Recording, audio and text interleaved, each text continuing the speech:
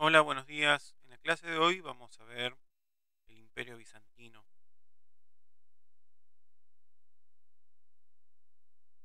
Bueno, nosotros vimos en la clase anterior que en el siglo V, mientras lo que sería el Imperio Romano de Occidente caía bajo el avance de las tribus germanas y los problemas internos que tenía el imperio, mientras en Occidente el poder se dispersaba en una gran cantidad de nobles y las ciudades poco a poco se iban vaciando. Contraparte de esto, en el Imperio Romano de Oriente, que tenía su capital en la ciudad de Bizancio, Constantinopla, se va a convertir en una de las grandes urbes de la Edad Media y la capital de un poderoso imperio llamado el Imperio Bizantino. Y en este mapa vemos las dos divisiones que tenía el Imperio Romano en el siglo V. En el occidente vemos que están los reinos romanos germánicos, por ejemplo el reino de los francos, y en la parte oriental de Europa, la parte este de Europa, vamos a ver al Imperio Bizantino con su capital en la ciudad de Constantinopla. Bien, primero tenemos que indagar por qué el Imperio Romano de Oriente sobrevive a las invasiones de los pueblos germanos, mientras que el Imperio Romano Occidental, el del oeste, cae. Bueno, en primer lugar tenemos que ver que la ciudad de Bizancio se encuentra en un lugar estratégico. Está a orillas del estrecho del Bósforo, que conecta el Mar Negro con el Mar Mediterráneo. Y era un lugar de paso obligatorio para las caravanas de comerciantes que venían desde lugares muy lejanos, por ejemplo China, la India, y también de otros lugares, por ejemplo del centro y del sur de África. Esta ubicación privilegiada le va a permitir a los gobernantes de Bizancio beneficiarse de un intenso comercio que había entre los tres continentes, Europa, Asia y África. El momento de mayor esplendor y desarrollo del imperio bizantino va a transcurrir bajo el gobierno del emperador llamado Justiniano. Acá vemos una imagen de Justiniano. Este gobernante va a buscar reconstruir la unidad del imperio romano en un momento en donde pasaba lo opuesto. El poder se disgregaba, se fragmentaba. ¿Qué es lo que va a hacer Justiniano?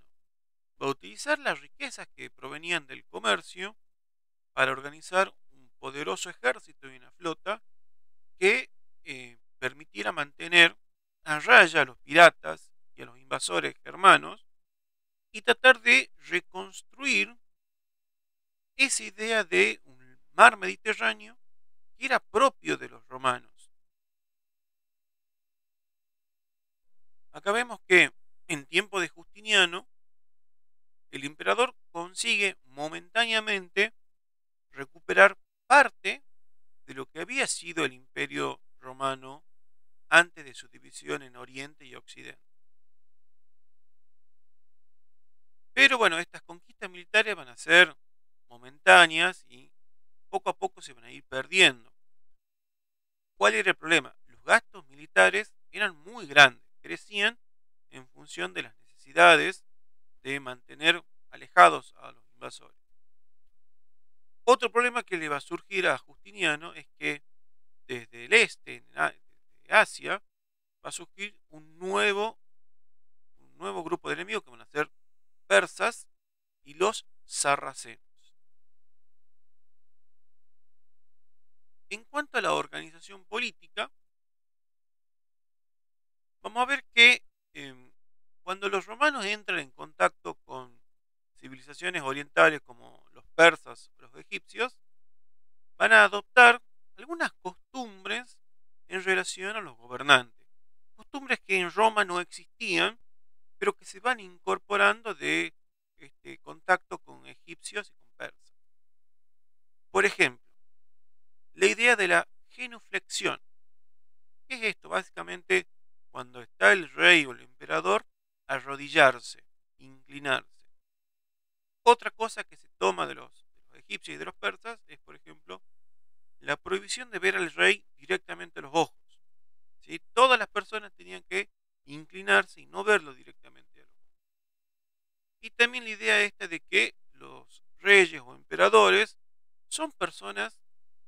carácter divino, ¿sí?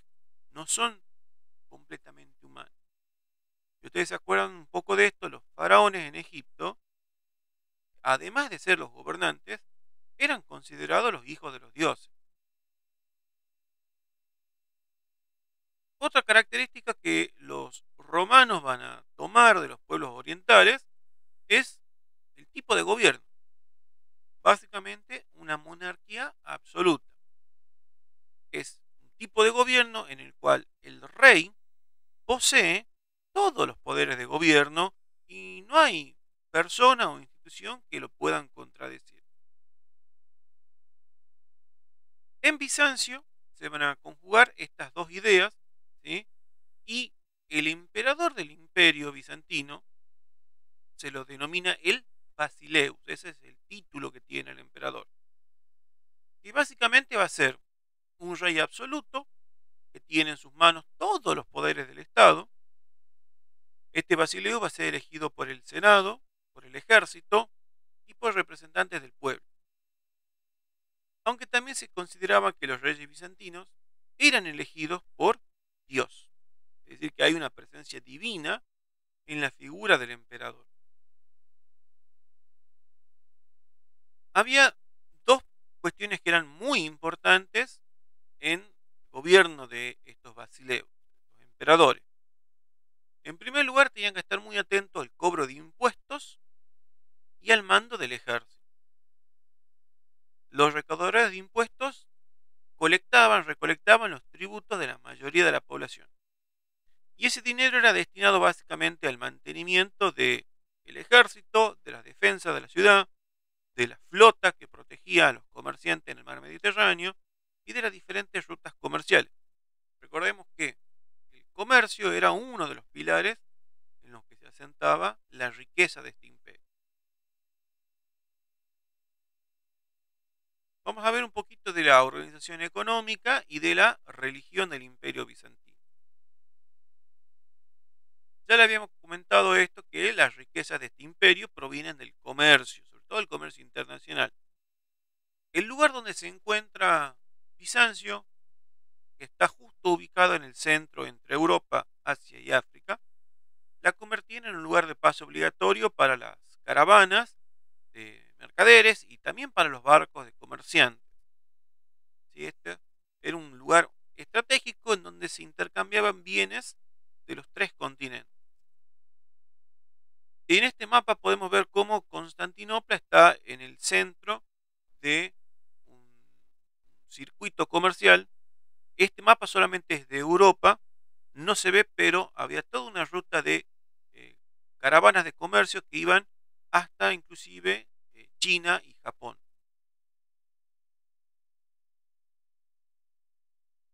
La otra fuente de riqueza que había en el imperio bizantino era la agricultura. Básicamente la mayoría de la población eran campesinos. Algunos tenían mucho dinero, había algunos grandes terratenientes que podían tener sus propios esclavos o tenían trabajadores jornaleros que elaboraban, trabajaban su tierra. También había otro grupo mucho más amplio de campesinos mucho más modestos, más pobres, que tenían su parcela de tierra familiar, ¿sí? Que la trabajaban con su familia. Los campesinos, en general, eran los que se encargaban de pagar los impuestos para el sostenimiento del imperio bizantino. En cuanto a la religión, los habitantes del imperio bizantino eran cristianos. Pero con el tiempo van a aparecer una serie de diferencias entre el cristianismo que se practicaba en la parte occidental, en el oeste de Roma, y en el este de Europa. Con el tiempo, en el oeste se va a consolidar un tipo de cristianismo llamado católico, en donde la principal autoridad de la iglesia era el Papa, que habitaba en la ciudad de Roma. En cambio, en el este, en Bizancio, se van a empezar a cuestionar, a criticar ciertas ideas del cristianismo católico. En primer lugar, ¿qué es lo que se critica? el poder y la autoridad del Papa. En Bizancio había un grupo de sacerdotes llamados los patriarcas, ¿sí?, que querían tener el mismo poder, las mismas atribuciones que tenían los papas en Roma. En segundo lugar, otra cuestión que va a generar conflictos entre los cristianos de Occidente y de Oriente va a ser el culto a las imágenes. ¿Qué significa esto? Si alguna vez entraron a una iglesia cristiana occidental o católica, van a ver esculturas de yeso, ¿sí?, figuras de santos, de la Virgen, de Jesús, etc. Pero para los cristianos de Oriente, que van a empezar a llamarse cristianos ortodoxos, ellos pensaban que el uso de estas imágenes de yeso era un error, ya que lo consideraban como idolatría, algo que estaba prohibido en la Biblia, en el Antiguo Testamento. Para este grupo de cristianos, llamados los ortodoxos, las únicas representaciones que podía haber en una iglesia eran algunos íconos, por ejemplo, representaciones de la cruz de Cristo, de la Virgen María o de alguna figura religiosa destacada. Pero no podían ser imágenes de yeso, tenían que ser íconos, es decir, son un tipo de pintura. Acá vamos a ver la diferencia entre los dos tipos de cristianismo y cómo representan a la misma figura. En las dos tenemos la imagen de la Virgen María y el niño Jesús.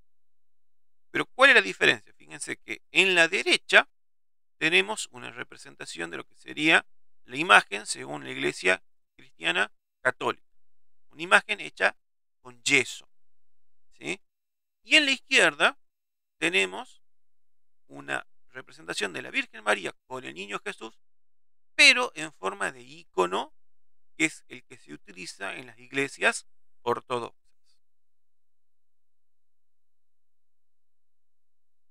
La separación de ambas iglesias, de la iglesia católica romana y de la ortodoxa de Bizancio, se va a concretar en el año 1054, cuando el Papa de Roma y el Patriarca de Constantinopla desconocieron la autoridad del otro y se excomulgaron mutuamente. Básicamente significa que el Papa considera que la otra persona está fuera de la religión y el Patriarca de Bizancio dijo lo mismo del Papa de Roma. Este hecho se va a conocer como el Gran Cisma o el Cisma de Lorena, y a partir de ese momento el cristianismo en Europa pasó a estar dividido en dos iglesias que hasta el día de hoy permanecen separadas. La iglesia que se denomina cristiana, católica, romana, y la iglesia cristiana ortodoxa. Lo último que vamos a ver es cómo finaliza el Imperio Bizantino. Desde el siglo XIV, en el Imperio Bizantino va a comenzar un proceso de decadencia y de destrucción. Existen diferentes causas para entender por qué finaliza el imperio. Hay que mencionar, en primer lugar, la ineptitud de los gobernantes, la corrupción en las altas esferas del poder, la continua opresión sobre los campesinos para que paguen más impuestos, una serie de plagas y epidemias que diezmaron la población, los enormes costos del mantenimiento del ejército y la flota, y también la pérdida de territorios en Italia, en España y en África. Sin embargo, el mayor problema que tuvo el Imperio Bizantino, y la que fuera en definitiva la causa de que termine este gran imperio, fue el avance de los turcos otomanos. En 1453, un enorme ejército puso bajo sitio la capital del Imperio Bizantino. ¿Qué significa esto? Que rodearon la ciudad con soldados e impidieron que ayuden a Bizancio. La ciudad que durante 1000 años había sostenido y se había defendido frente al avance de otros pueblos, estaba muy confiada de que las murallas que rodeaban a Bizancio la iban a proteger de los invasores. Sin embargo, no contaban con que este pueblo llamado los turcos otomanos traían un nuevo tipo de arma. Desde el centro de Asia habían comprendido y habían desarrollado las armas de fuego. Construyeron enormes bombardas que básicamente serían lo que hoy son para nosotros los cañones, y con esas bombardas comenzaron a atacar las murallas de la ciudad. Finalmente, el 29 de mayo de 1543, el sultán, es decir, el rey de los turcos, Mehmed II, ingresaba a la ciudad de Bizancio, poniendo fin al imperio bizantino. En esta imagen podemos ver una representación de lo que fue la caída de Constantinopla, de Bizancio. Utilizando esas bombardas, abrieron parte de la muralla e ingresaron a la ciudad. De esta manera concluye el imperio bizantino. Bueno, chicos, esta ha sido la clase del día, espero que les haya servido. Ya saben, compartan esta información si algún compañero o amigo necesita aprender sobre este tema. Y nos estamos viendo en la próxima clase. Saludos.